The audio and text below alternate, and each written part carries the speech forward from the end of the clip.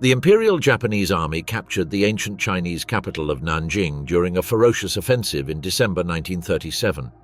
What followed would become one of the worst atrocities in modern history, so savage that it is known as the Nanjing Massacre. For 6 weeks, the Japanese went on a rampage of violence. Massacres of civilians, executions without trial of prisoners of war, and sexual assaults against tens of thousands of women and children left painful scars on the memories of the people of Nanjing. It was a massacre that would be remembered for generations, with an indelible memory of pain around the world. For most of the genocide, the international community looked the other way, and the Japanese government spoke very little about the Nanjing Massacre for years. What could have driven armed forces to such barbarity, and why did the world allow it? But more importantly, why does the Nanjing Massacre still exist, and even more remarkably, why is it so easily forgotten in our memory today? The fall of Nanking, how Japanese forces captured the city. The fall of Nanjing was a concrete event that began in early December 1937, following the brutal Battle of Shanghai, which culminated in a massive defeat for the Chinese nationalist forces. Buoyed by their success in Shanghai, the Imperial Japanese Army rapidly advanced toward Nanjing, now Nanjing, the former capital of the Republic of China. Nanjing was a city of great symbolic and strategic value, but Chinese troops panicked when the Japanese decided to take it. They were disorganized and their command structure was severely weakened. Chiang Kai-shek, the Generalissimo, commander of the military, naval and air forces, and dictator of the Kuomintang government in China, had already evacuated Nanjing to establish a puppet parliament in Chongqing. All this left Nanjing massively undefended and run by disorganized forces. The Chinese army was called in to defend the city, after several attempts by the government and senior Chinese leaders. Even so, as most of the soldiers had been recently recruited and lacked training, many failed to secure the city entrance. They were seen wandering around, confused about their orders, and troops within units were not even communicating with each other. As the fighting continued, some Chinese soldiers were ordered to remain and die in defense of the city, while others were told they could save their lives by retreating. Faced with this final defeat, panic spread and desertion was the norm for soldiers who knew it was only a matter of time. Nanjing presented an image of hopeless military defense. The leadership was never able to structure any kind of protection for the citizens.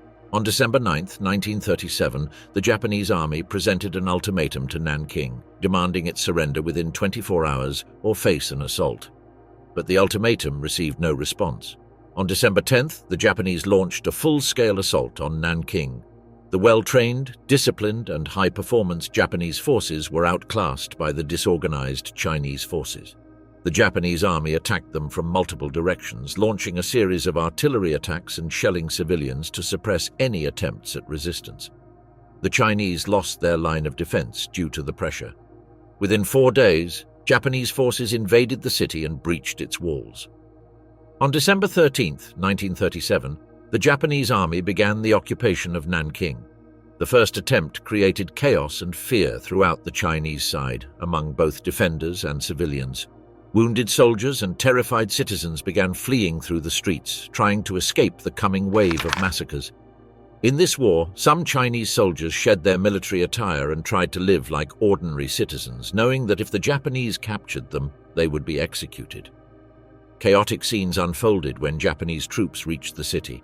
Civilians trapped within the walls of Nanjing had no known escape route. Shortly after the surrender, Japanese soldiers continued to patrol the streets, capturing Chinese forces and civilians without distinction. The invaders showed no mercy. Tens of thousands of prisoners of war were executed in gruesome fashion, beheaded, shot, or stabbed in groups, facilitating the massacre. The city's defenses reached their lowest point, and the minimal structure of order dissolved. Eyewitness accounts, at least from the few foreigners who were still in Nanjing when it fell, conveyed images of horror. Those who survived the difficult times during the conflicts testified to what they saw. Foreign missionaries, diplomats, and journalists could not believe the scale of the cruelty. John Rabe, a German businessman and Nazi Party member who remained in Nanjing to coordinate the formation of the Nanjing Safety Zone, described it as hell on earth. His diaries were some of the few records documenting much of what happened after the city's capture and the other brutalities committed by Japanese soldiers.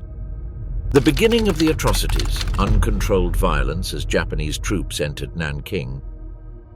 From the beginning, Japanese military commanders had minimal influence over what their men did. Although Prince Asaka of Imperial Japan was the official commander of Japanese forces in Japan and legally obligated to authorize the invasion of Nanjing, he is remembered today as one of history's most brutal war criminals.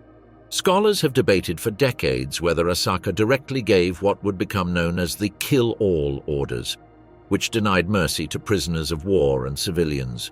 Despite the lack of direct historical documentation linking Asaka to these orders, his conduct, or lack thereof, facilitated the ensuing atrocities. Thus, under Asaka's command, the Japanese soldiers were, in a sense, free to act as they pleased. The Japanese troops, many of whom were well trained in mechanized warfare, attacked a city prepared to surrender. Discipline completely disappeared in the army. This enormous victory boosted the morale of the Japanese military personnel, and since there was little oversight or accountability for their actions from their own government, they pursued their vices unchecked. The execution of Chinese prisoners of war was the first act of brutality following the bombing. Many of them had already shed their uniforms in the hope of blending in with ordinary citizens, and it is reported that thousands of captured Chinese soldiers were rounded up by their Japanese captors. These men had no trials or formalities. They were killed instantly in large numbers. The Japanese soldiers used knives, guns, and swords to kill their prisoners. Executions were usually carried out in large numbers and in full view of others, and soldiers even entered into competitions and set a countdown to kill as many prisoners of war as they could within a given period. The dead were either thrown into the Yangtze River or cremated on a large communal pyre, thus denying them their known identity. Before the year was out, military terrorism spread to the civilian population of Nanjing. Japanese soldiers, driven by nationalism and supremacy complexes coupled with battle exhaustion, lashed out against the city's population. Ordinary men were shot or stabbed for trivial or no reason at all. Young girls, adolescents, adult women, and elderly women were sexually assaulted, sometimes in the presence of their male relatives. The scale of the horrific sexual abuse shocked even some Japanese officers, but nothing was done to control the rampaging troops. Many soldiers even viewed rape as a right of the armed forces, and there were no repercussions from the commanders. These generals and commanders, including Prince Asaka, promoted these kill-all orders, which increased brutality. For the Japanese, there were no strict procedures for dealing with prisoners of war or civilians, and so they reverted to the worst barbarities. Anyone who didn't comply was killed, while anyone who complied also risked being killed in the process. They began burning, looting, and ravaging. Discipline disappeared, turning the city into a fearsome place. Nor could Japanese commanders go unpunished for this violence. In a disciplined army where orders from the highest military hierarchy must be followed, the absence of such guidelines was effectively a green light for massacres. Some officers may have been uncomfortable with the brutality, but no one attempted to control the troops. Asaka and others in command ignored this and took the violence even further. Mass executions, the systematic killing of Chinese prisoners of war.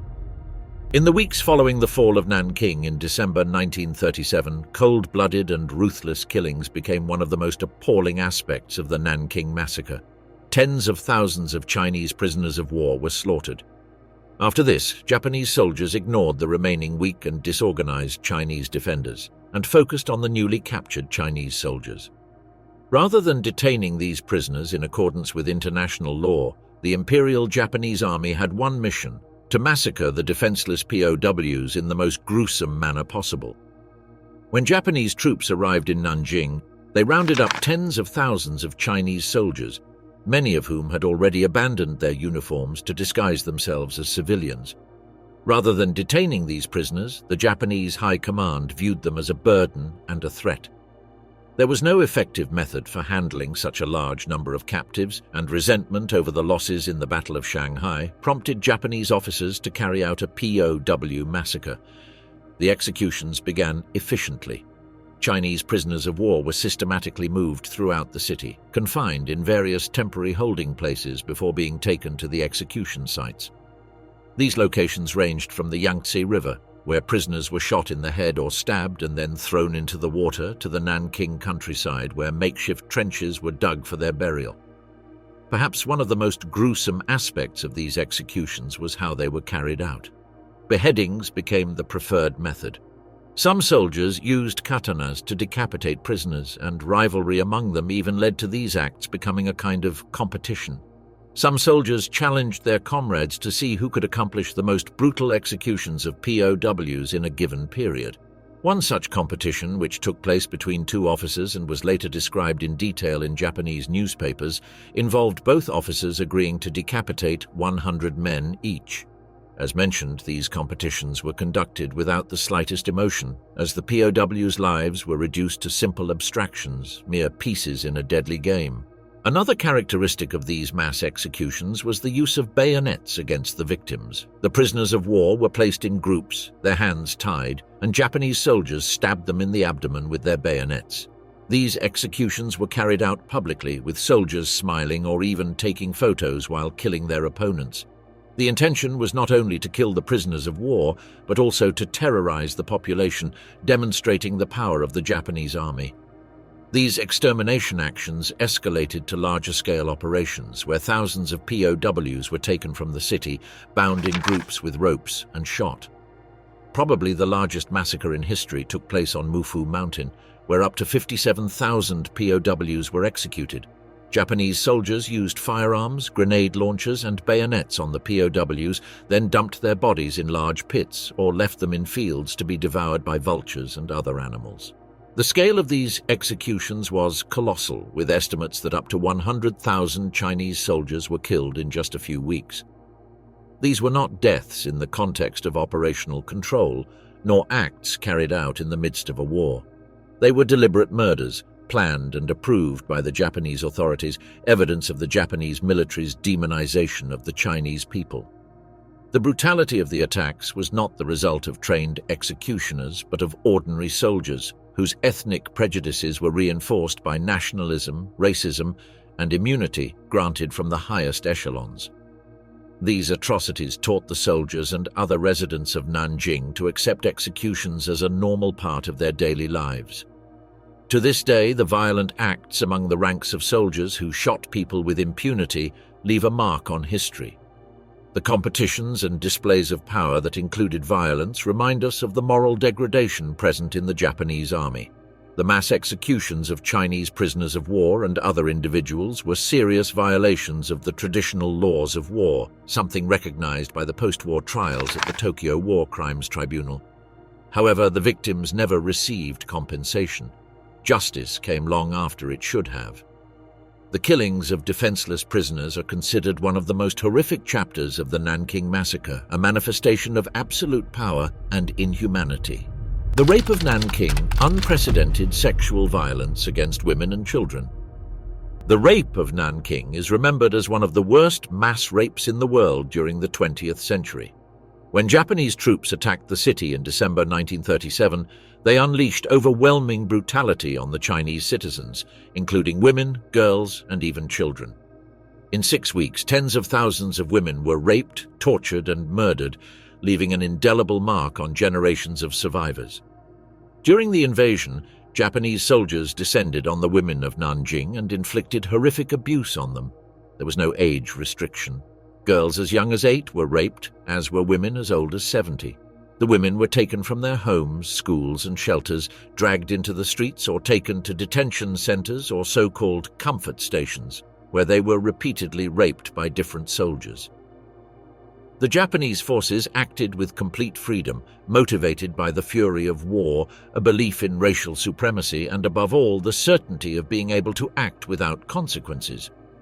The rapes were often carried out in the presence of the women's husbands, fathers, or sons, further increasing their suffering. Some of the raped women were attacked in front of their fathers or brothers, and in some cases, Japanese soldiers forced these relatives to witness the rape. Often the women who suffered these abuses were killed afterward, both to prevent them from speaking out about the crimes and to continue terrorizing the population. Some women died after being stabbed or shot. Others were bayoneted or quartered. In addition to these attacks, numerous women and girls were forced into sexual captivity. Captured women were taken to army-controlled comfort stations where they were forced to perform sexual services for the Japanese military, being raped daily by multiple soldiers until they died from their wounds or were killed. The torture included more than just physical rape. The women were often beaten, starved, and subjected to other inhumane treatment. This violence was not directed solely against women. Equally horrific, children were also raped by Japanese soldiers, an act of power added to the horror of the occupation. These attacks not only satisfied the soldiers' perversity, but also sought to demoralize and dehumanize the captives.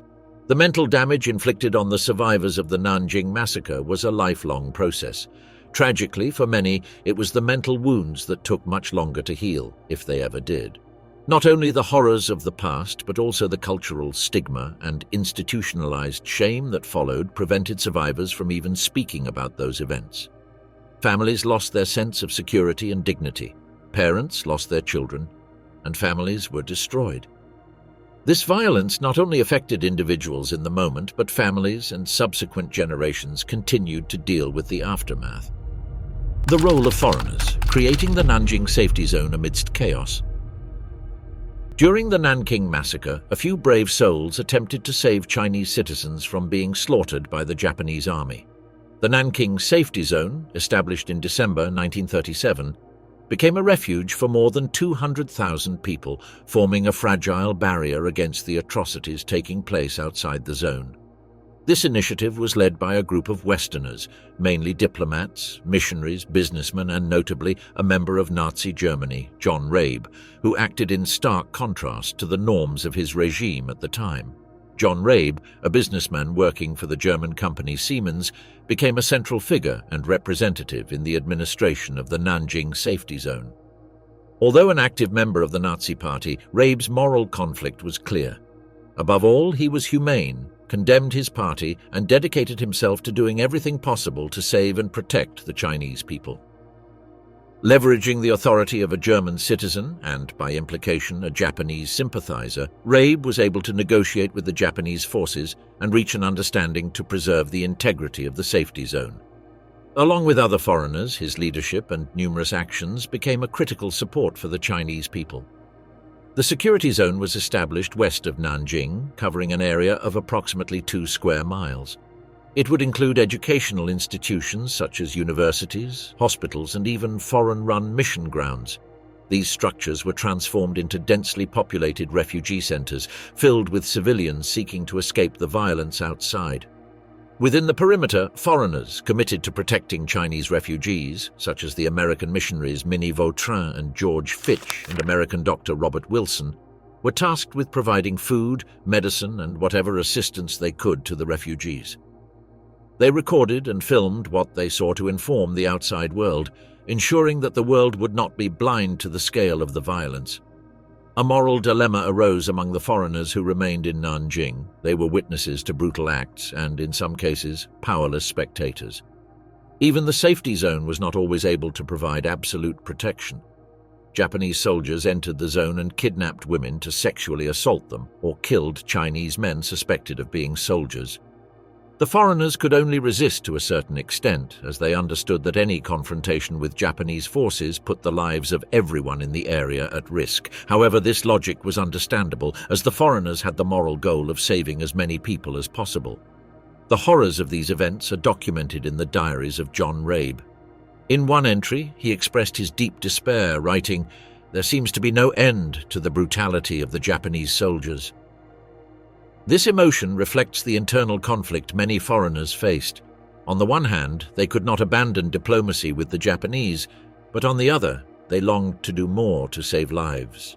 Although they were unable to prevent brutality toward people outside the safety zone, their intervention was crucial in rescuing thousands of lives.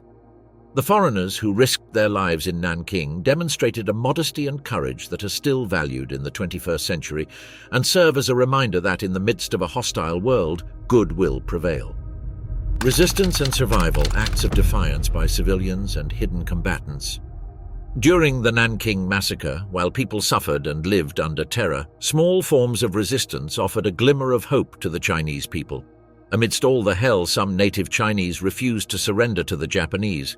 They hid within the city and began coordinating actions to sabotage the Japanese war efforts with any kind of retaliation they could, while encouraging the population not to surrender. Their bravery and the resilience of the general population were essential in the fight against supremacy during this dark period. The inhabitants of Nanjing, former soldiers, and the general population began an organized resistance against the Japanese invaders. They used their knowledge of the city's geography to attack the Japanese at their weak points and evade their supply lines, spying and generally disrupting the occupiers' operations. These fighters did not attack openly, but rather secretly, operating in the dark, behind walls and buildings, and often risking their lives. However, their actions, though small compared to the strength of the Japanese army, demonstrated a fighting spirit and a desire to reclaim their city. Civilians also demonstrated great initiative and courage in their daily lives. Some residents employed various techniques to avoid Japanese soldiers, who increased the killing. Refugee families built hidden habitats within their homes to camouflage their loved ones from the invading armies. Others used camouflage or specific clothing and altered their appearances to move through the city undetected, blending in with the refugee crowds. Since any mistake could cost them their lives, these people's flexibility and ability to improvise became essential survival skills. During the occupation, various resistance actions took place. Citizens who remained in the occupied territory organized meetings to exchange information, discuss the actions of the occupying power, and provide mutual support. They exchanged food and helped each other, forming a complex family support system, and in many cases risked their lives. However, beyond the aforementioned acts, some Nanjing residents preferred to carry out sabotage activities against Japanese convoys. Their strategy included sabotaging Japanese military vehicles, cutting lines of communication, and giving misdirection to disoriented Japanese soldiers. Even though their lives were in danger, they insisted on fighting and repelling the intruders invading their city. Aftermath and silence, the devastation of Nanking and the gradual change of focus in the world. The brutal act of the Nanking Massacre by Japan devastated the city, turning it into a symbol of destruction and war. The true extent of the damage was only revealed after the Japanese army withdrew from Nanking in early 1938. Some buildings were destroyed, the streets littered with rubble, and every corner seemed permeated with the pungent smell of death. Psychologically, many survivors were marked by deep trauma, and it was impossible to forget the loss, the pain, and the memories of their suffering. According to estimates by the Rossi government following the Japanese withdrawal in early 1938, more than 80% of Nanjing's urban infrastructure was damaged or destroyed. Public buildings, temples, schools, medical facilities, and more than 20,000 private homes were burned, looted, or completely razed to the ground. The city was left without stable electricity, with collapsed sewage systems and thousands of unburied corpses, leading to outbreaks of infectious diseases in the following months. It is estimated that more than 500,000 people were displaced within and outside Jiangsu province, constituting one of the largest forced population movements in eastern China up to that point. Meanwhile, from Tokyo, the Japanese government launched a carefully designed propaganda strategy to minimize the international impact of the reports about what had happened. The Ministry of the Interior and the Army Information Office coordinated press campaigns that presented the entry into Nanjing as a liberation of the city and disseminated images of Japanese soldiers distributing food or interacting with smiling civilians. Articles published in official media such as the Asahi Shimbun and the Yomiuri Hochi reproduced only favorable or falsely positive testimonies, while independent reports by foreign journalists attempting to document the events were censored. In parallel, propaganda films such as The China Incident, released in 1938, were produced presenting the Japanese army as a civilizing force with no mention of massacres or abuses. Leaflets for domestic and international consumption were also printed, claiming that the civilian casualties in Nanjing had been caused by disguised Chinese soldiers, forcing the Japanese to implement drastic security measures. These strategies sought to control the narrative before foreign witness reports could reach a wide audience. Japan's highly centralized propaganda structure prohibited its troops from issuing letters detailing what happened and confiscated photographs that did not conform to the official narrative. Nevertheless, some clandestine testimonies and personal documents leaked in later years managed to escape censorship, challenging the official version imposed by the imperial authorities. This early cover-up, reinforced by state media and the military intelligence apparatus, not only hampered an immediate international response but also laid the groundwork for the institutional silence that would define Japan's stance on the Nanjing Massacre for decades. First responders, especially the international community, viewed this act with concern and dismay. Eyewitness accounts from Nanjing, such as John Rabe and Minnie Vautrin, reported on the cruel incidents that had taken place there. The humanitarian community and the governments of developed countries condemned the genocide, and demands for justice against war criminals arose around the world. However, once World War II began, global attention shifted, and the possibility of clarifying the facts faded. Soon, international concerns turned to the wars in Europe and the Pacific, leaving the suffering in Nanjing and the shaken earth of the destroyed city buried in the ashes. At the same time, the Japanese government and military began covering up the gross human rights violations in Nanjing. To justify their invasion, they used propaganda designed to portray Japan as a bearer of civilization rather than an invader. Japanese authorities distorted reports of the massacre, calling them mere propaganda or fabrications, and even referred to foreign witnesses as incompetent liars. This narrative continued for years as authorities attempted to control the story of Japan's imperialist activities.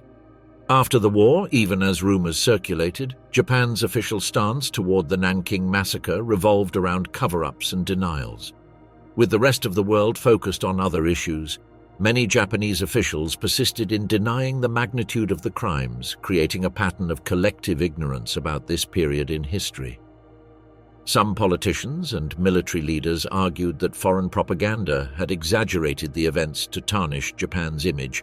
However, these denials were not universally accepted and were challenged by historians and survivors who refused to allow the truth to be buried. The rapes committed in Nanjing first shocked the Chinese people and then resonated throughout history. Survivors struggled to confront the effects of those crimes and to speak out, considering the taboo associated with sexual violence and the social desire to move forward. The story of Nanjing remained a buried secret for many years. The world only knew what Japan wanted known. While the world focused on other events, the victims of the massacre remained silenced, becoming a symbol of how easily memory is erased by new historical events. Trials and Justice, the Tokyo War Crimes Tribunal and Accountability in Nanjing. The Tokyo War Crimes Tribunal, which sat from 1946 to 1948, sought to bring justice for the horrific acts committed by Japanese leaders during the war, including the horrors of the Nanking Massacre. Established by the Allied powers, its purpose was to prosecute war criminals for war crimes, crimes against humanity, and violations of the laws and customs of war. One of the most pressing issues that arose was the question of punishing those involved in the brutal violence during the occupation of Nanking. The tribunal included the case of the Nanking Massacre as one of the worst examples of atrocities against humanity. Although there were many survivors, eyewitnesses and foreigners, political issues and the difficulty of obtaining a complete account of the events made the proceedings complicated. The testimony was shocking, describing the suffering of the women and girls of Nanking as catastrophic and inhumane. Among those tried was General Matsui Iwane, who commanded the Japanese forces in Nanjing during the massacre.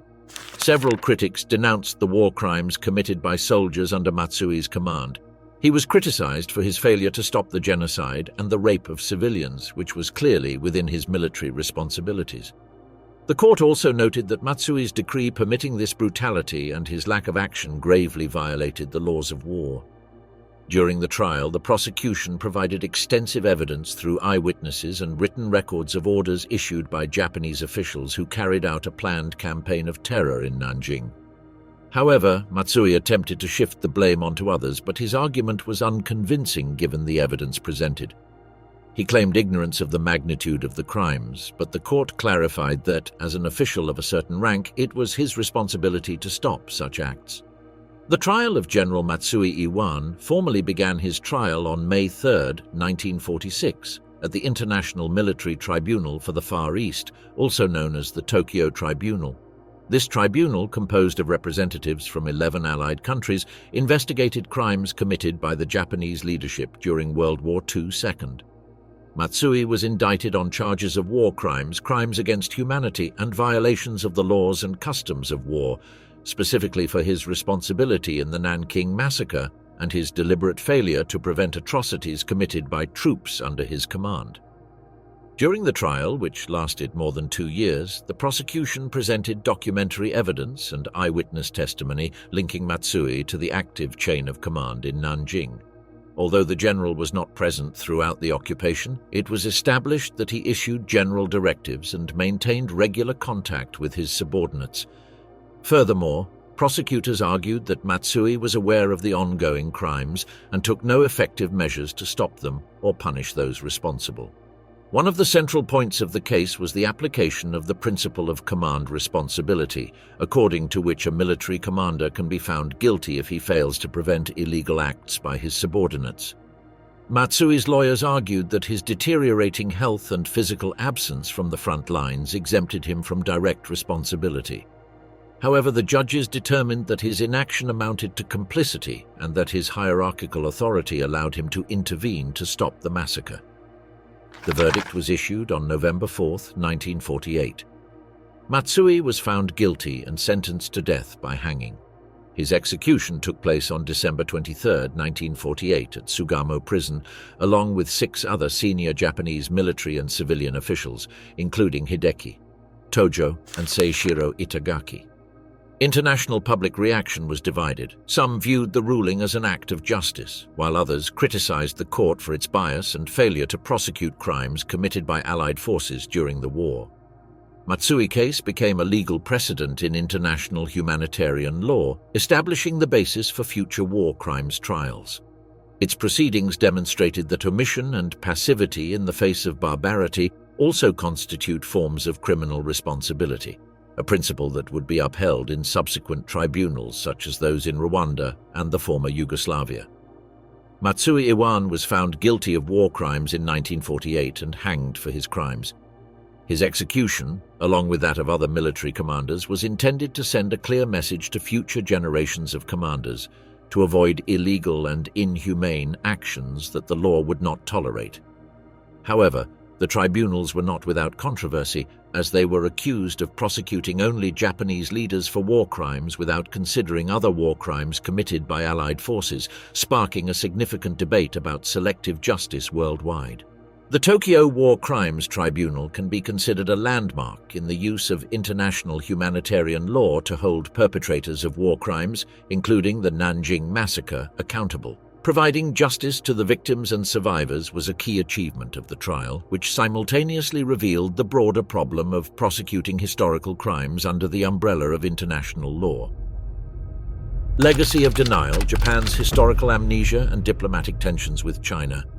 The story of the Nanjing Massacre remained a controversial topic in Japanese society years after the event, and several historical judgments and opinions remained unchanged. A group of Japanese deniers unsuccessfully attempted to discredit the investigations and the numerous testimonies of the victims, pointing to the multiple war crimes committed during the massacre as mere lies. This turned Japan, and especially its governments, into chronic manipulators of the cruel history of the Nanjing catastrophe. These acts of forced erasure of records and historical evidence of the Nanjing Massacre outraged the Chinese government on numerous occasions, keeping relations between these old rivals under constant strain. One of the most revealing episodes in the systematic attempt to rewrite history occurred in 1982, when the Japanese Ministry of Education ordered the term invasion in textbooks to be revised and replaced with the more neutral term advanced regarding the Japanese occupation of China. This decision immediately sparked diplomatic conflict with China and South Korea, which accused the Japanese government of whitewashing war crimes committed during the 20th century. As a result of international pressure, the Japanese government issued a formal statement reaffirming the offensive nature of its militaristic past, though without completely reversing the changes. In subsequent years, other cases demonstrated a continuing trend of omission.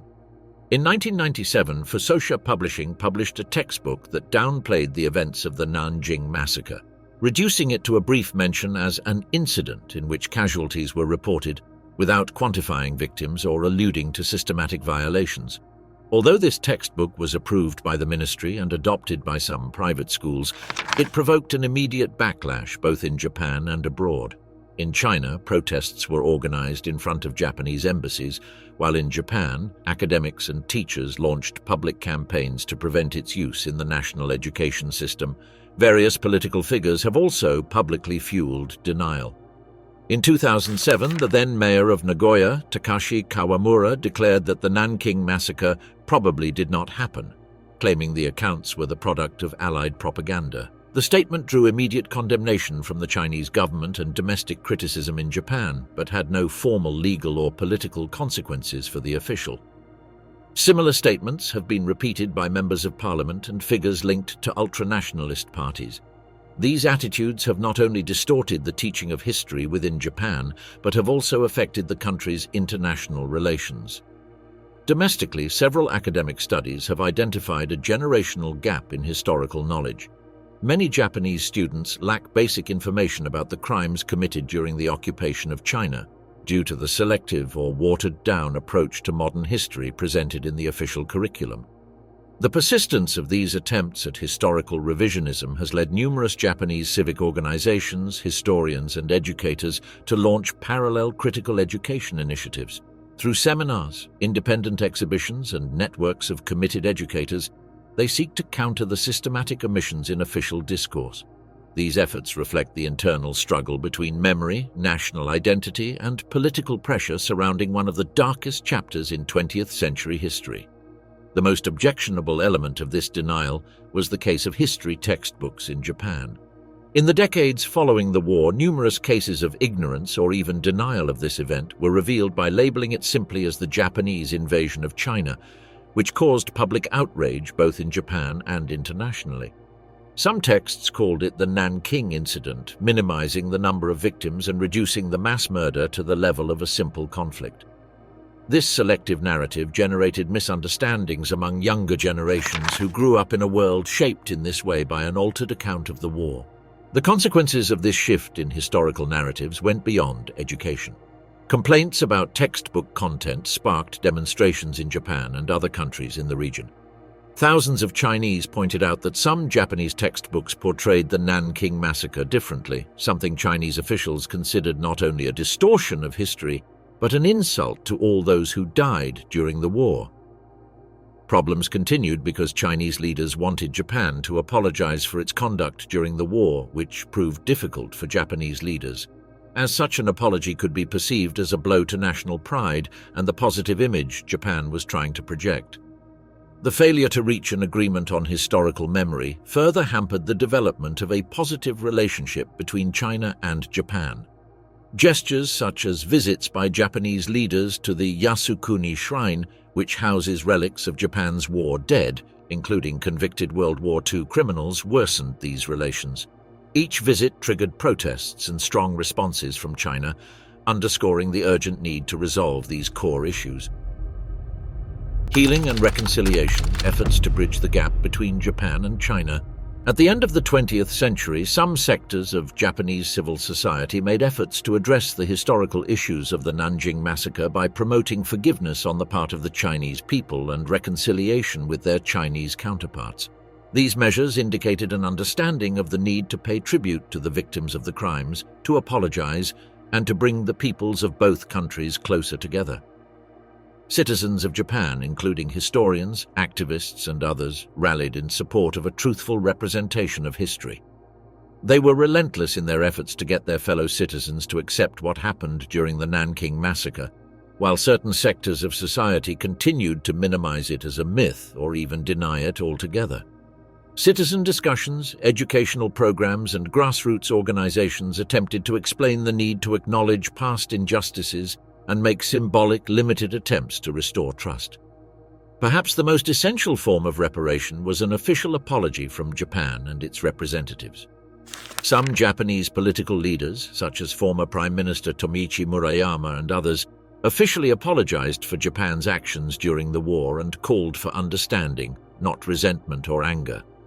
Some of these gestures were welcomed in China as attempts to repair damaged relations, while others were condemned as mere words without action. During the 1990s and 2000s, Japan promoted a series of initiatives aimed at re-establishing diplomatic ties with China through educational programs, official statements, and cultural exchange projects.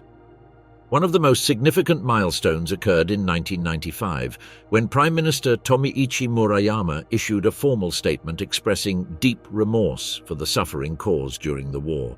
Although his language did not directly reference the Nanking Massacre, the gesture was perceived by international observers as an important step toward reconciliation.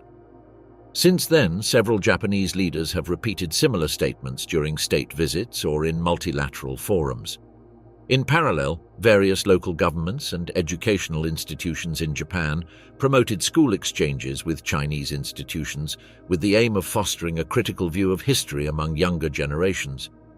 Some programs allowed Japanese students to visit museums and memorial sites in Nanjing, while groups of Chinese students were hosted in Tokyo and Osaka to participate in historical memory workshops. These exchanges were partially funded by the Japanese Ministry of Foreign Affairs as part of its public diplomacy strategy in East Asia. On a symbolic level, joint commemorative events were held between Japanese and Chinese delegations on key dates. In 2007, for example, a delegation of Japanese legislators and former officials participated in a silent ceremony in front of the Nanjing Massacre Memorial Hall, laying flowers in honor of the victims. While these actions did not represent an official position from the central government, they marked an evolution in the willingness of some political and academic sectors to confront the past with greater transparency. In recent years, some Japanese universities, such as Hiroshima University and the University of Tokyo, have incorporated optional modules on the Second Sino-Japanese War and the occupation of China with materials supervised by historians from both countries. Although these courses are not part of the mandatory curriculum, their existence reflects an institutional effort to open spaces for informed debate and the recognition of controversial historical facts. These events, although limited in scope, have contributed to building channels of dialogue between academic communities, students, and activists from both countries. They represent a form of reconciliation based not only on political gestures, but also on the structural recognition of history through education and cultural diplomacy. Museum called the Nanjing Massacre Memorial Hall was established in 1985 in memory of the tragedy that occurred in the city. This museum has become a memorial space that displays the horrific events, writings, survivor testimonies, and other artifacts from that dark period. Today, the Memorial Hall frequently holds commemorative activities to remember the tragic event and pay tribute to the victims. Tens of thousands of people visit the site each year to attend annual commemoration ceremonies, including families of the victims, historians, and official Japanese and Chinese delegations. These gatherings provide an avenue for expressing ideas about healing the wounds of the past. However, these efforts have not yet fully borne fruit. Politics and history continue to play important roles in the difficulty of moving forward, and the relationship between China and Japan remains volatile due to conflicts and a difficult history. On the other hand, new initiatives by individuals and organizations committed to reconciliation show that continued improvement is possible. The Nanking Massacre is one of the most shameful and horrific incidents in human history, an event that remains extremely significant and painful in China. At the same time, other countries recognize it as a brutal violation of Chinese women. The stories of torture, pain, and degradation suffered by millions of people are bitter evidence of the worst aspects of wartime inhumanity. Even today, more than 80 years after the winter of 1937, the bitter memory of this bloody event lives on in people's minds. During the 6 weeks of uninterrupted horror, around 300,000 people, both military and civilian, were killed.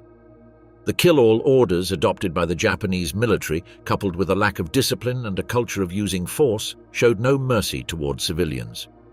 The Nanking Massacre is a reminder to all that war and conflict are terrible because they destroy all military discipline when leaders fail to control their men. The terrible acts committed by Japanese soldiers in Nanking cannot be viewed in isolation from other factors, such as militaristic nationalism and the dehumanization of the enemy, factors that would also appear in World War II. In today's world, still rife with conflict, recognition and memory of such atrocious acts are fundamental. The efforts of survivors, historians and advocates seek to keep history alive and remember the stories of those affected.